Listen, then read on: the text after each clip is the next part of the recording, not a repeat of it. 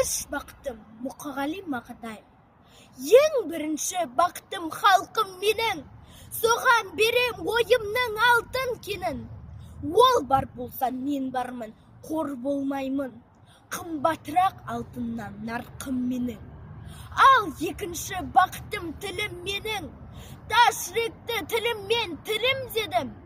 Кейде дүниеден түңілсем де, қасиетті тіліммен түңілмедім. Бақтым бар үшінші отан деген, Құдай кім десе мен отан дерем. Оты сөнген жалғанда жан барсың ба, ойланбай-ақ келдағы отал менен.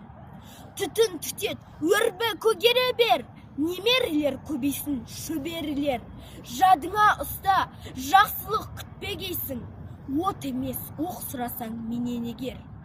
Үш бірдей бақтым бар алақанда, мені мұндай бақытты жаратар ма?